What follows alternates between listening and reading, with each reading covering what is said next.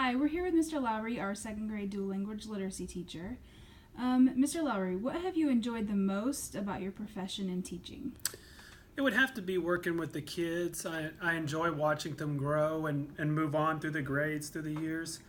I really enjoy when I have students from past years stop by in my classroom to say hello in the morning, and it really makes me feel good knowing that I made that big of an impression on them and that they approved me and really enjoyed that I was their teacher.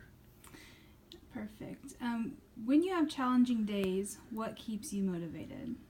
Again, it would have to be the kids, especially those kids who come to school every day really enthusiastic and bright shining enthusiasm and smiles on their faces. They come to school ready to learn every day, and that's what gets me out of bed in the morning because I get to come to school and be their teacher. That really helps. What does support from administration look like to you?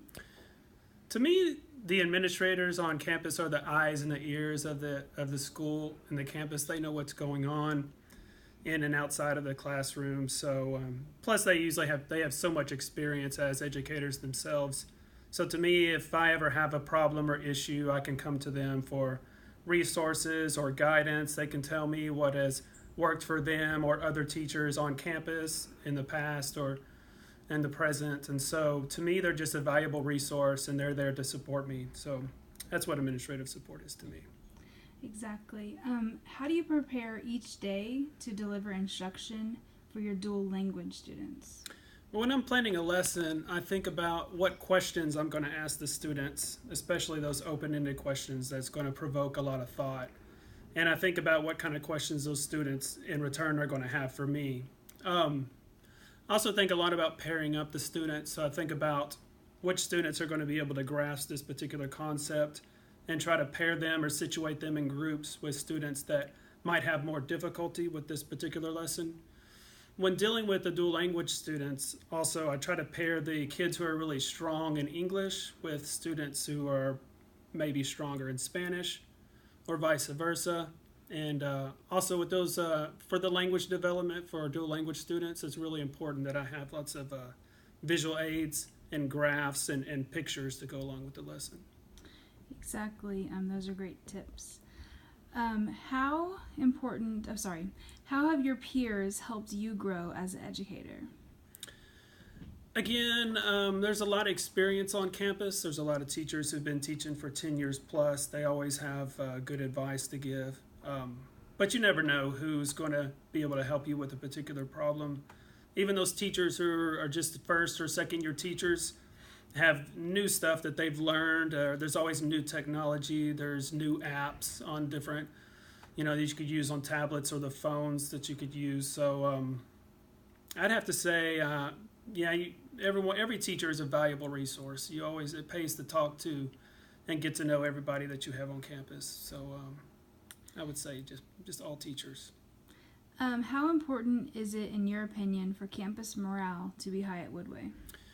Campus morale is very important. I know that everybody's going through something, whether it be on campus or off campus. We all have those days where you work really late into the hours and then you have to wake up early in the morning to work on some project, maybe the same project. So it really helps to come to work and see smiling faces and hear words of encouragement, and we really have to be here to pick each other up. What are your hobbies, Mr. Lowery? My hobbies, I have a really large backyard with a few chickens and a garden. I would like to get some more chickens, maybe raise goats and rabbits in the future. But I really enjoy being outdoors, going to parks in the area and checking out wildlife if possible. I have both a road bike and a mountain bike, and I try to ride those one or the other at least a few hours on the weekends, weather permitting. And finally, if there's one thing you could change about the public school education system, what would it be? Well, my pie in the sky idea about what I would like to have happen, I don't know if it ever can or we have the ability to, would be smaller classroom sizes. Occasionally it does happen that you end up with a class that has 16 or 18 students. It just makes a big difference in your ability to reach out to those students and support their needs as well as just your organization and an ability to have a more intimate relationship with those students. So if I could change one thing, it would be a smaller class size. All right. Well, we appreciate you taking the time to talk to us today. Thank you, Mr. Lowery. Thank you.